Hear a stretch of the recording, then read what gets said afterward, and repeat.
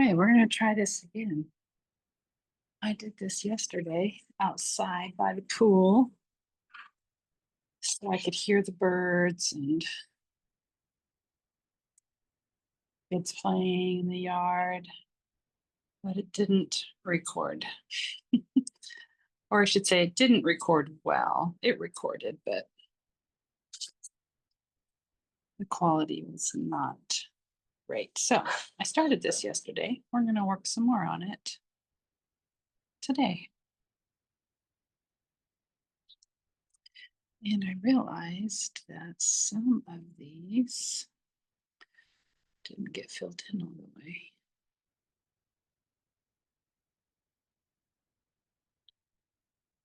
Or they were just missing numbers.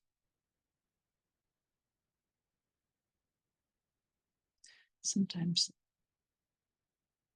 that happens where there's no number put in a space and you have to make it up. Just figure it out.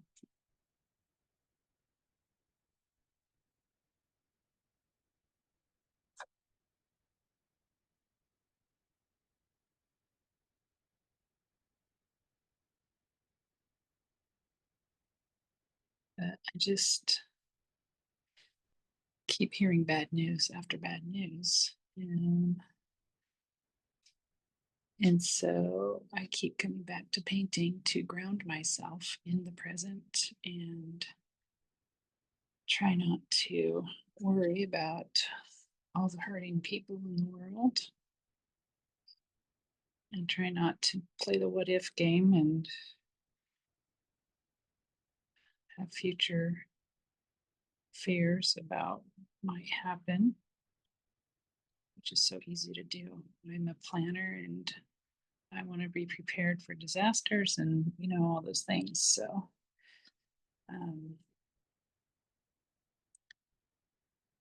art just really helps me come back to my senses. I can feel paintbrush in my hand and I can focus on the details of the colors. And it takes me away from my phone and hearing the news. I don't know, it just helps me feel more hopeful and creative when I paint or do art.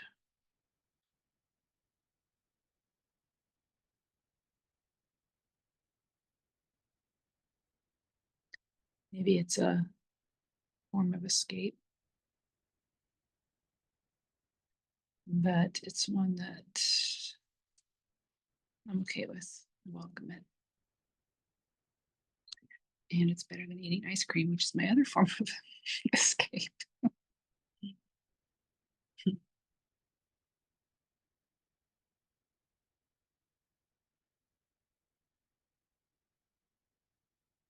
Fruit foods, they have their place.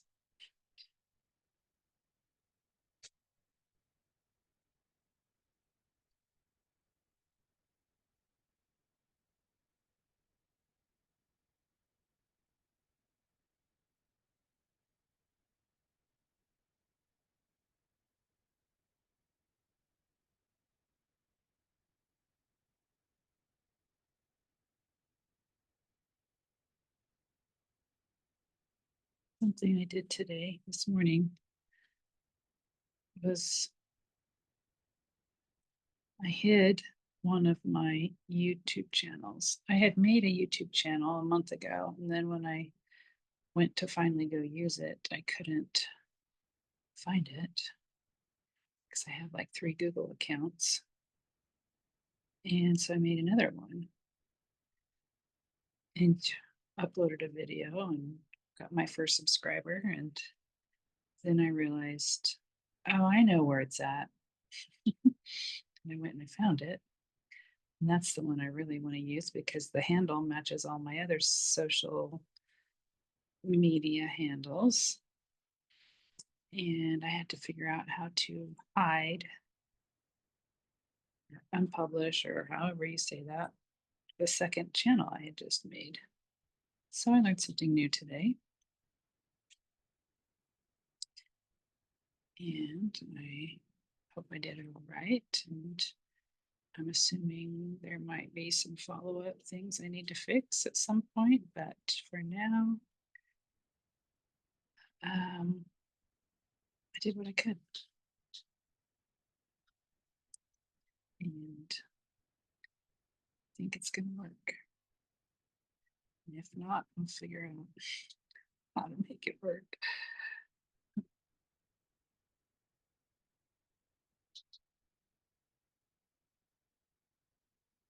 I love how shimmery these paints are.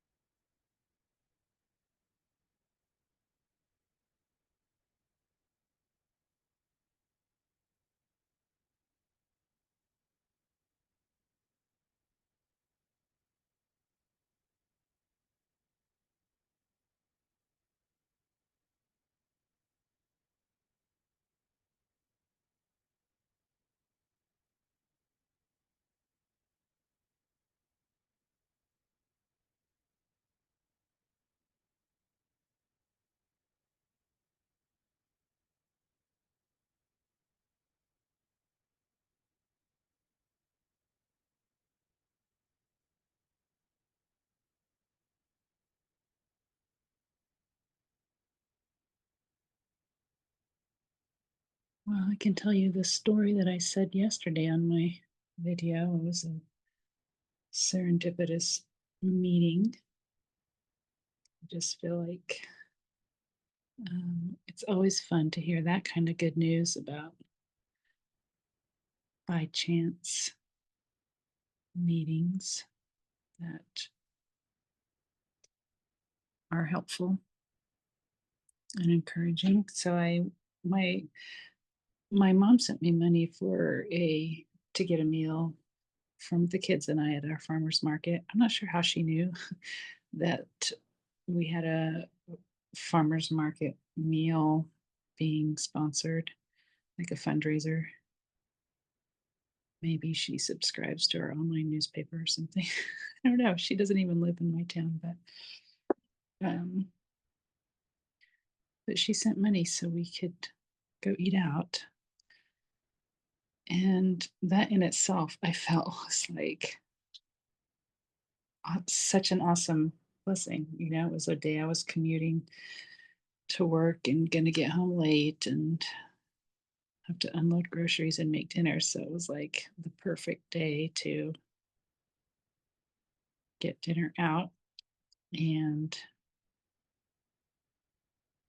so when I went, I saw a friend who had a booth selling pottery, and I stopped to go look at her stuff. She's the one that introduced me to pottery in the first place, and I took the course that she took because, man, she just got good so fast. Granted, she's a very artsy person and has natural talent. Everything she makes is beautiful. She can crochet, she can cook, she can, she can make pottery. She's one of those that figures anything out. She gardens. I mean, just anything she touches is beautiful. Anyway, she was there and I stopped to chat and she asked how my pottery was going and was just super encouraging. Um, and she offered to fire some stuff for me in her kiln. And I was just like, oh my gosh, that's amazing. I can't believe it. I mean, I offered to pay her. I'm like, I'll just rent from you. Um, because I don't want to have to drive a whole hour to go to Wichita to fire my pieces and pick them up. And that's what's been holding me back from doing it more is the inconvenience of that hour-long commute. She's like, no, I'd happy to do that for you. And I was just like, so, what's the word? Just, I guess, so happy for her generosity and willingness to encourage my growth and wasn't feeling like, I don't know, territorial. It was just wonderful to make that connection with another artist, local artist. And it all happened because my mom um, encouraged me to go get dinner. I wouldn't have done that on my own. It's not a part of my normal routine to go to the farmer's market. And it was just a lovely surprise.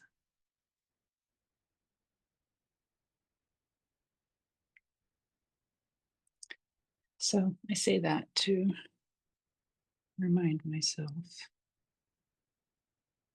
remind you, us, that it's not always hard and always it's not always bad news that we hear. There's also good in the world and good people who are generous and encouraging. They're out there.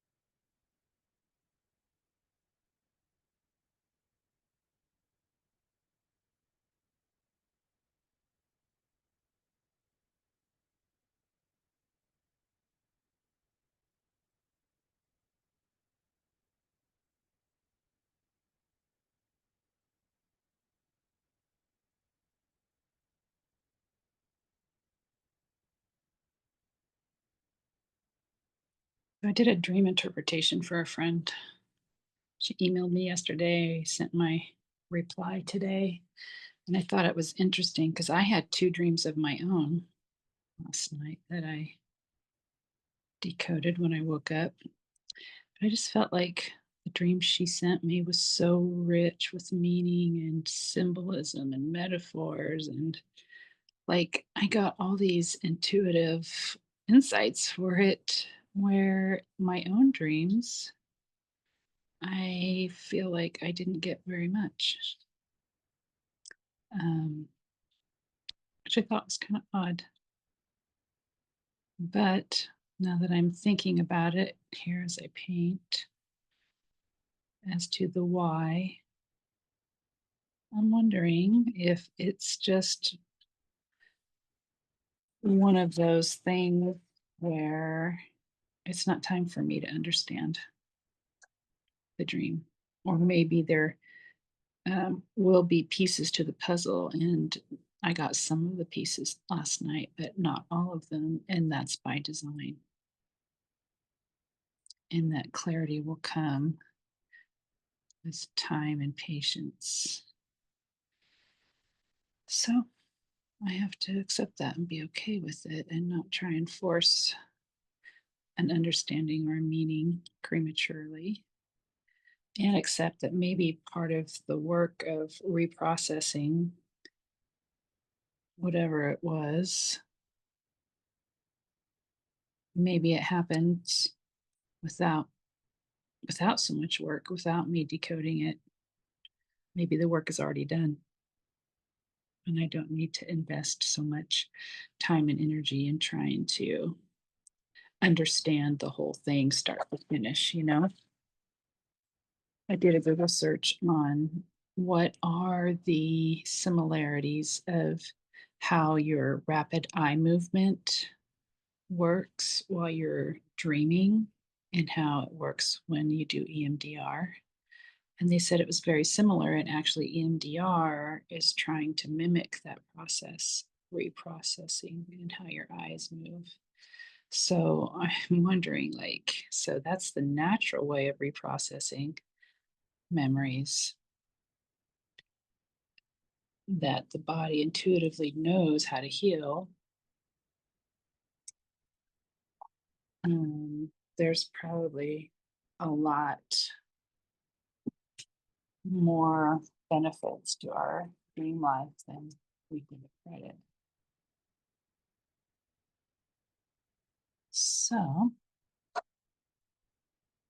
one of those times where I have to release figuring it out. Just let the universe take it over and trust it's all going to work out. Whether I see the big picture or understand it all or not.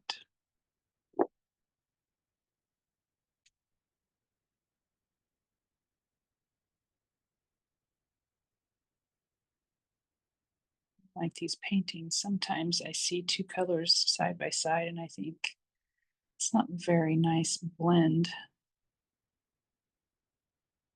Feels a little too dark or harsh. I don't understand the design of it, but then when I step back and I look at it from a distance, it's like the picture looks 3D or like super blended, that I just couldn't perceive it because I was too up close.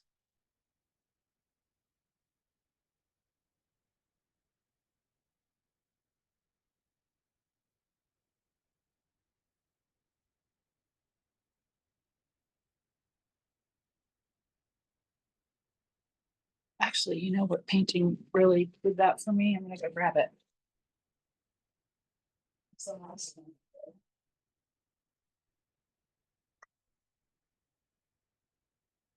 This is it up close.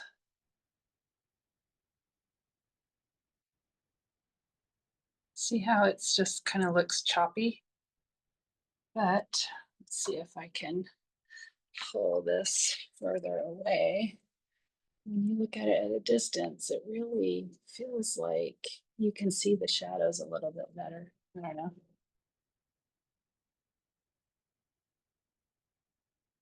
It looks prettier at a distance.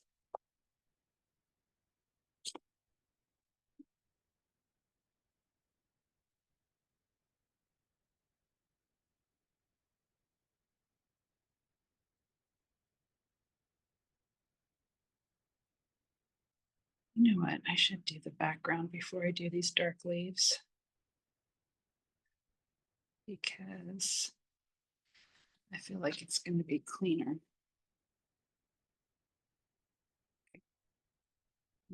This here. Then I'm going to switch gears. I like to do the darkest colors last because look how,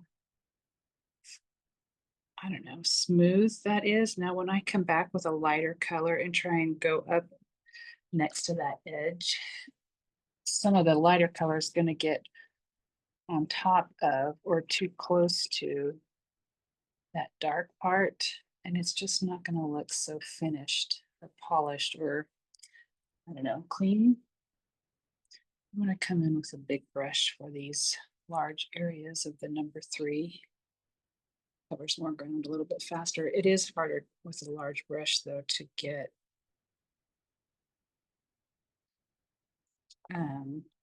these small little areas, but I'm going to try it.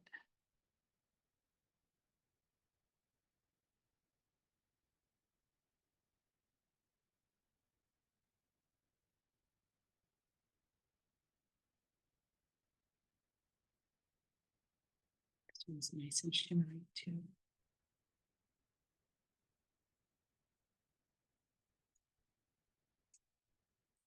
I like to cover up those black lines with the paint and see how that kind of overlaps. I don't really like that, but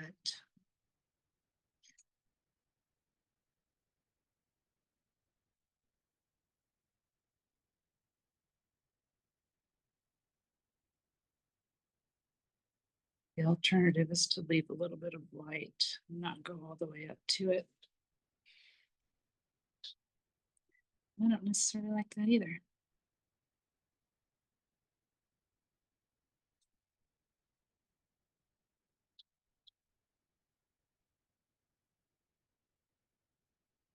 I like this soft peachy color. It's happy.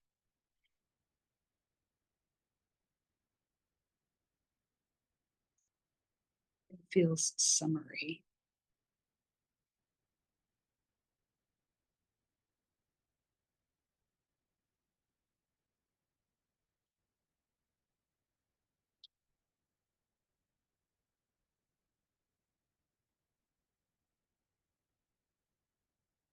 Last weekend, I went to go visit a friend, an old childhood friend.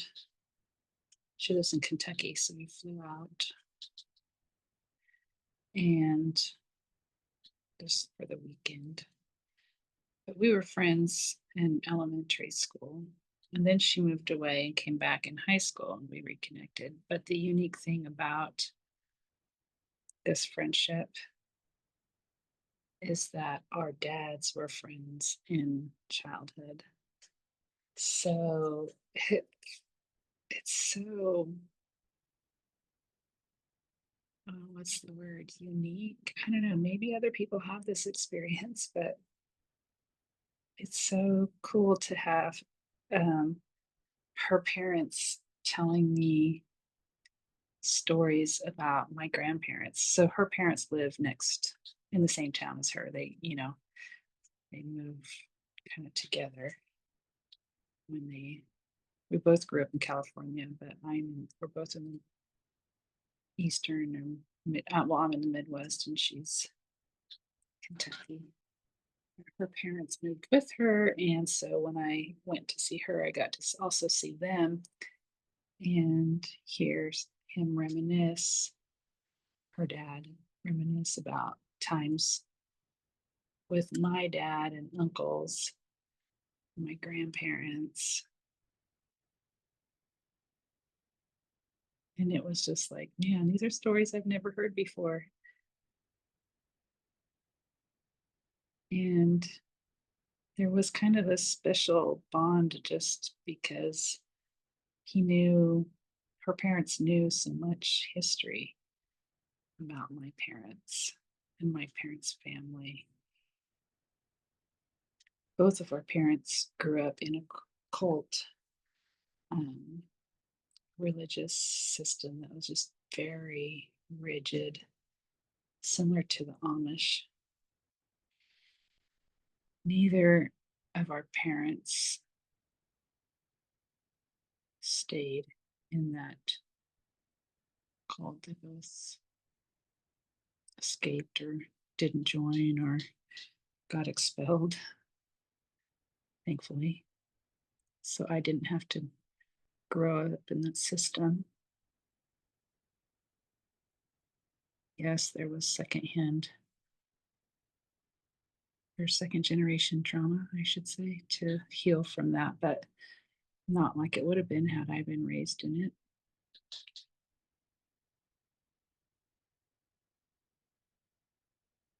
Anyway, that was one of the reasons why this childhood friend and I felt so connected, is because we understood each other so much, so well, our histories and generational stuff is very similar. Our struggles have been very similar, and our ways of healing from it have been similar.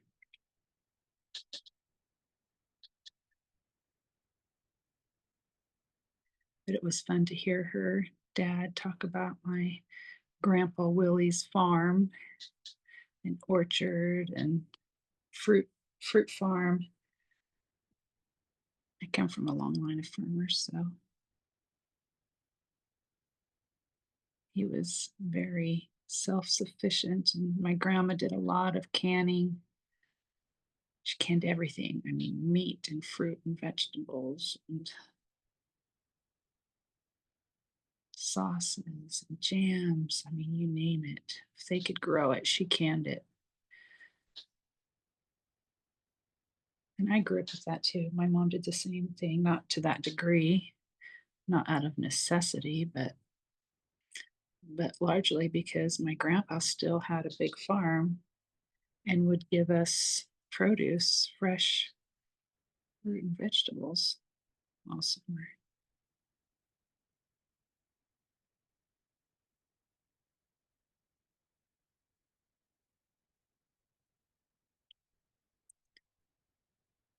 So my aunt and uncles were all farmers.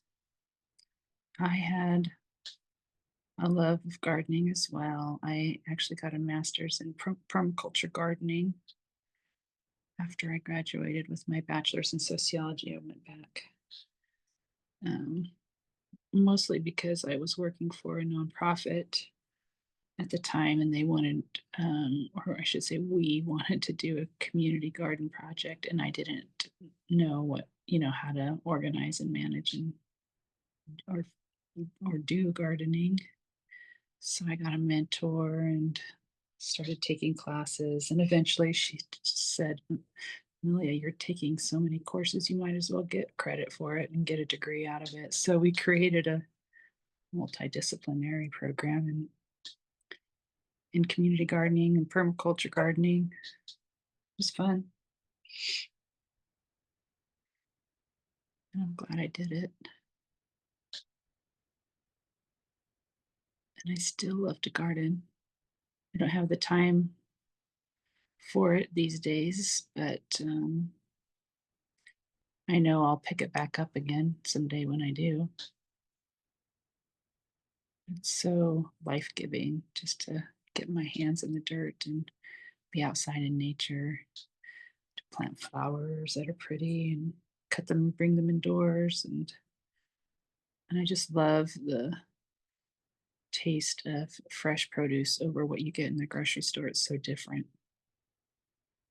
My dad was an organic almond farmer, and the almonds you get in the store do not taste like the fresh almonds.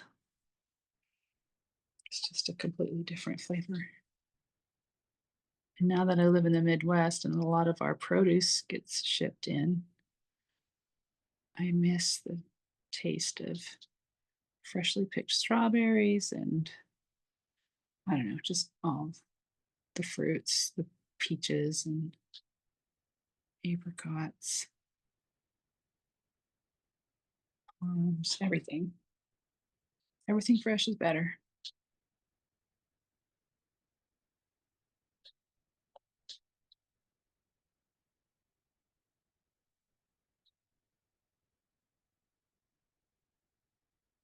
This color reminds me of apricots.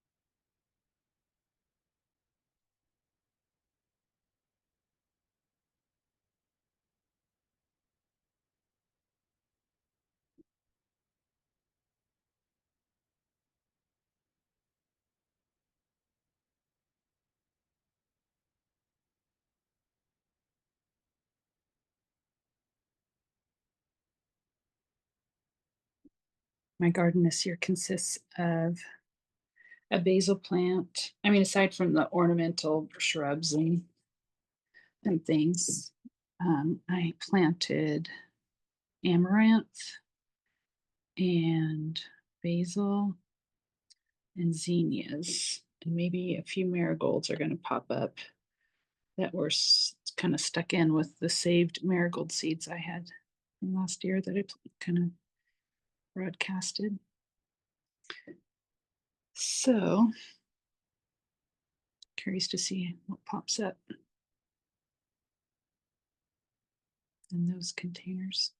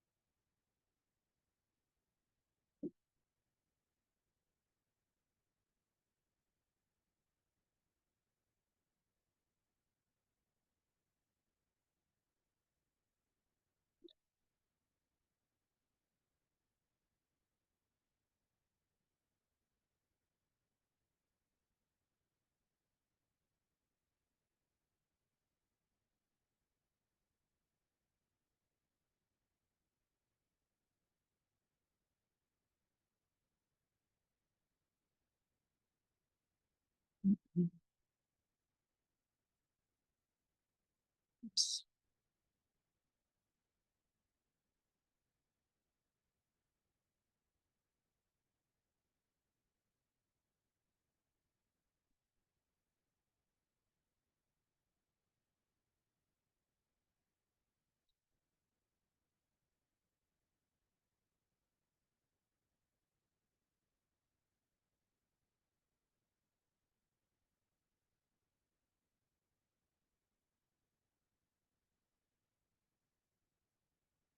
I think it's interesting how my grandparents in the Depression era grew their own fruits and vegetables because that was the cheapest and most affordable way to survive. But nowadays, I feel like it's cheaper for me to buy my groceries. Yes, they don't taste as good, but it's cheaper to do that than to spend money on soil and water and netting and pesticides, all the things it takes to get a good crop.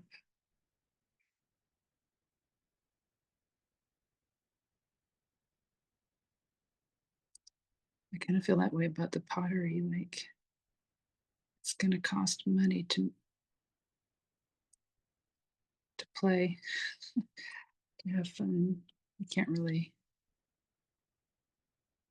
make much profit from it. You might be able to recoup your costs by selling it, but You really just do it for the joy of it. Same with gardening hobbyists. It's like you do it because you love it or because you want to control what goes into it, if you want it to be organic or whatnot. Those are the reasons people do it now. Gardening, anyways, or if you do pottery, it's because you want it to be unique to you and your colors and your style and your creation. All good reasons.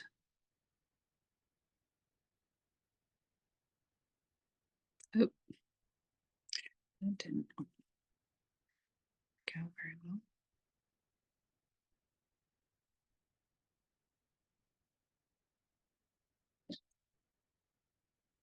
The pottery for me, I feel like it's just my personal growth tool, medium. Helps me connect with my parts, helps me listen to my quiet down enough to listen to my intuition and connect with those parts.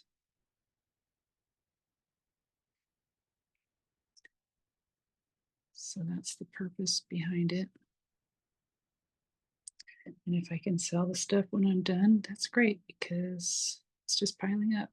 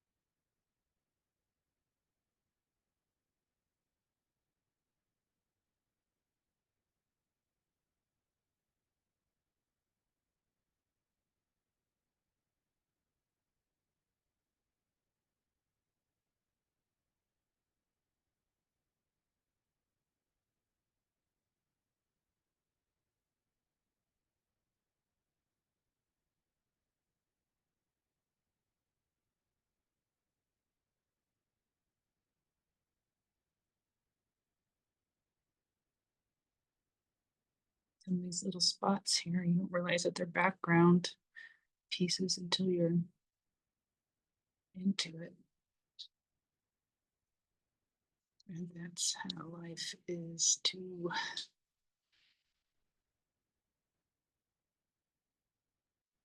Sometimes I focus too much on things that just need to just stay in the background or intended to be in the background.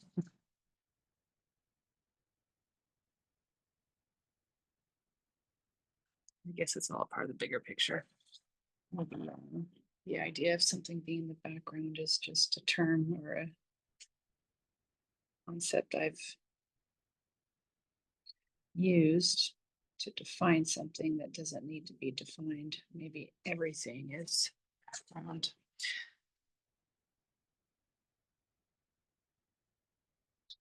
And there's no distinction. I saw a Facebook thing the other day that somebody posted about this Back to the Future. Um, July 3rd, 2025 was like a reference in the movie. And then we're here, it's like we're in the future. I'm old enough to remember that movie, and it's part of my childhood. So yeah, it's just kind of weird to think about time and how we don't really understand it.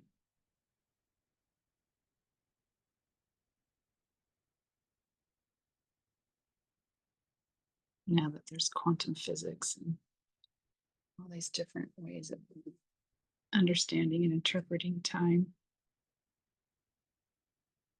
kind of blows my mind.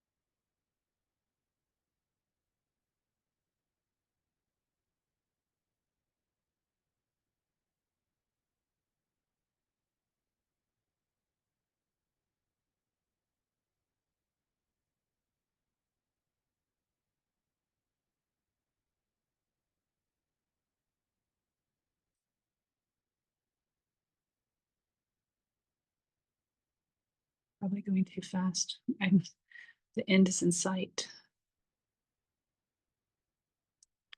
Kind of excited about being close to finishing.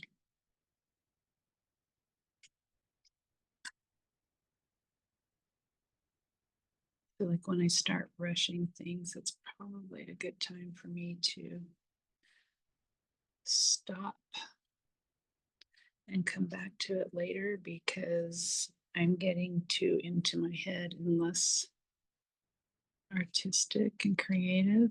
I'm getting too task oriented. And the purpose of painting is to get me out of that mindset. I shouldn't say that. It's not bad to have a task oriented part. I like my task oriented parts.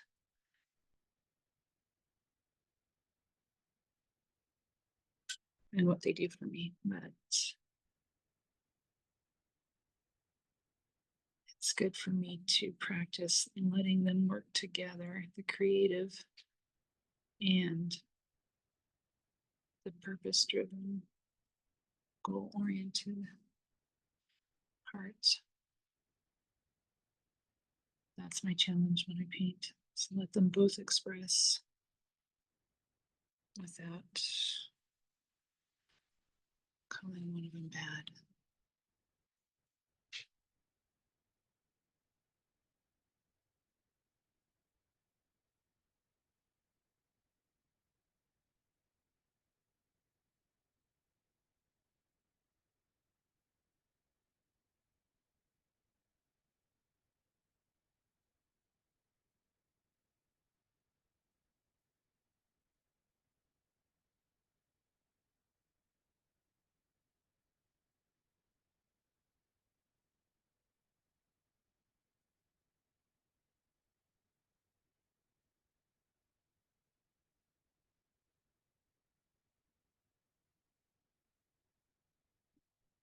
Whoops. The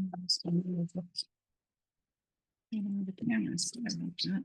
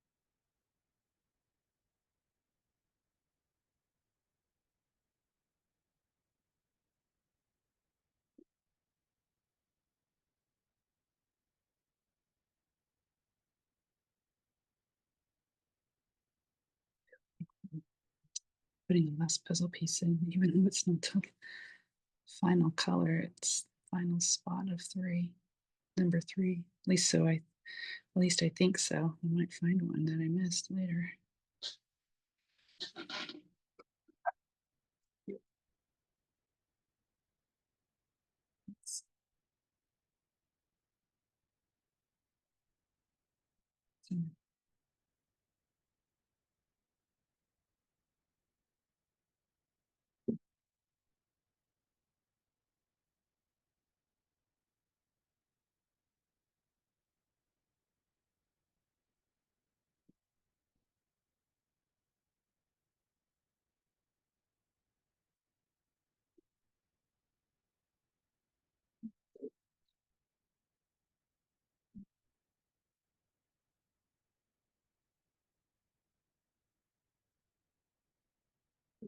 Mm.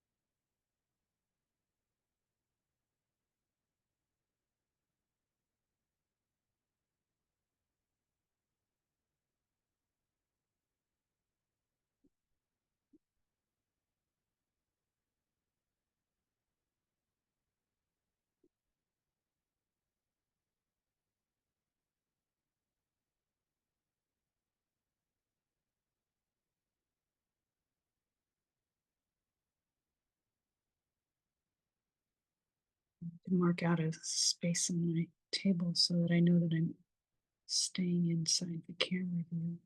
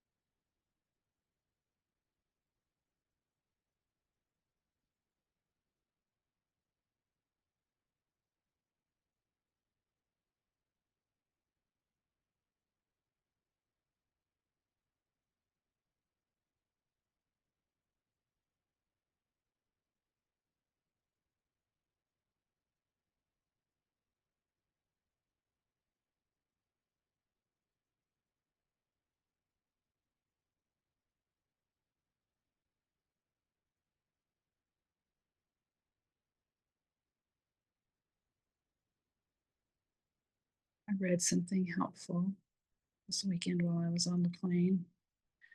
Um, and it just has to do with this idea of a daily cleansing.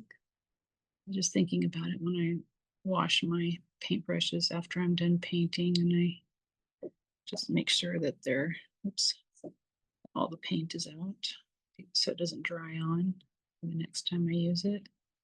And it's kind of that same idea where you just take inventory of all this, not necessarily regurgitating all the stuff that happened from the day, but cleansing yourself from all the stuff that happened in the day, emotionally, mentally, physically, just kind of going through saying, I cleanse my body of everything I absorbed today. I cleanse my mind, I cleanse my heart, I cleanse my soul of all the things I experienced today. I release it and wash it off of me. And it's just something you could do, like if you take a nighttime shower, something you can do while you're in the shower, kind of a little meditation. And I like that because I'm the type that absorbs things, um, and I hold on to things for too long, things that aren't mine to hold. Um, so I've been trying to be more intentional, practice that lately.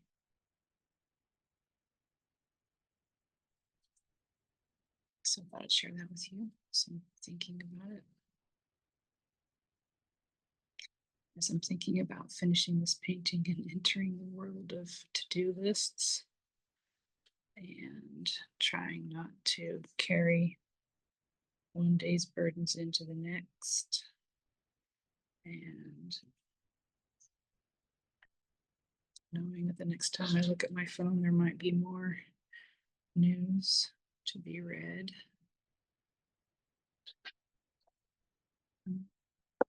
Allowing myself to let go of yesterday's things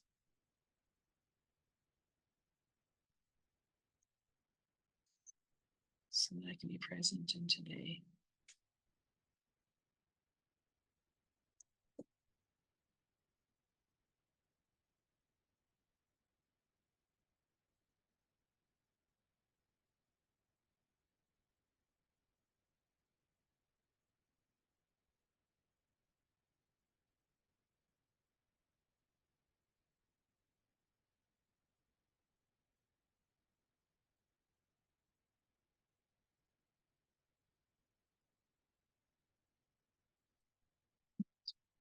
Something with my chemical here.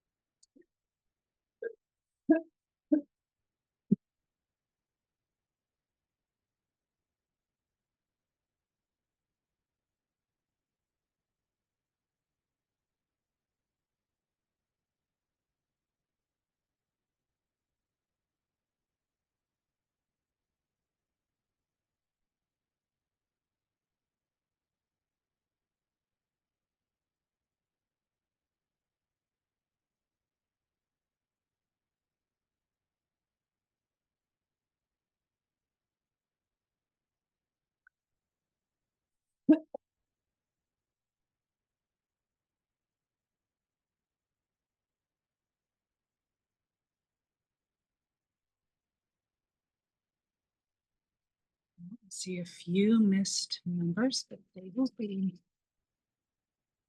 I think, easy to find and fill. I'm gonna use smaller paintbrush rollers though. They're little.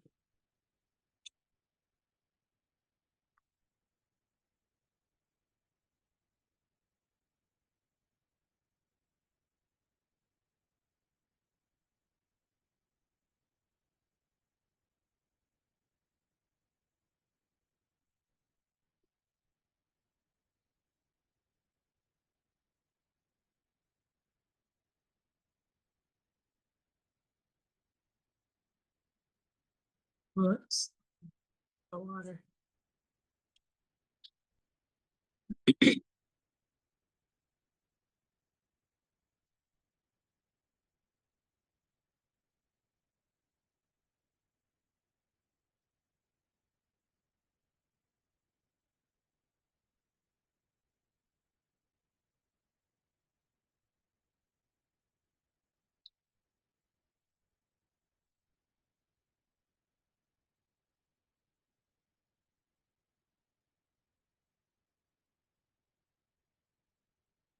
What number this is supposed to be, so I'm just gonna.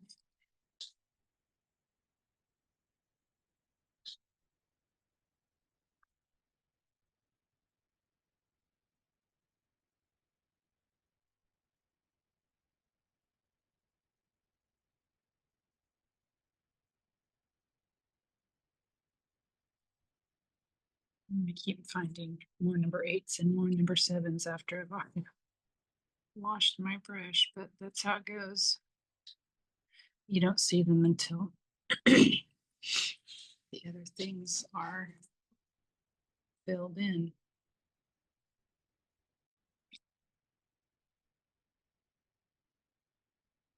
And it becomes more obvious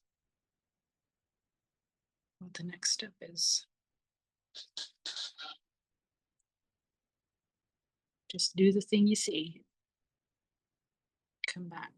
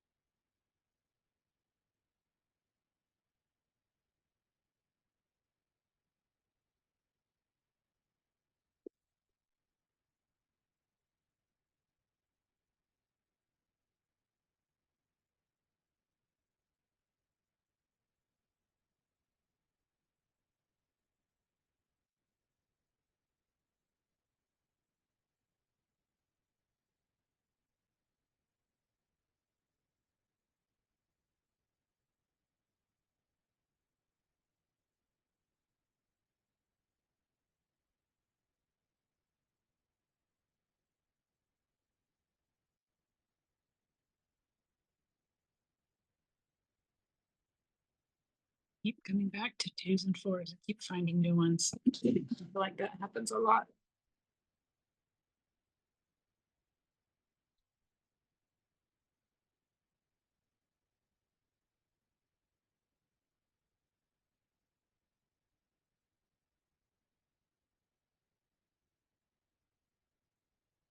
But these are so little that I don't know anybody would notice if I never filled them in.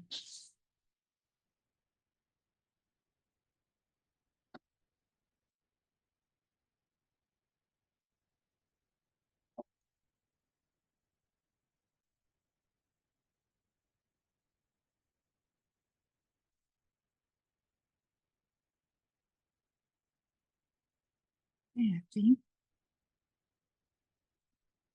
I'm fine. Thanks for joining me. Until next time.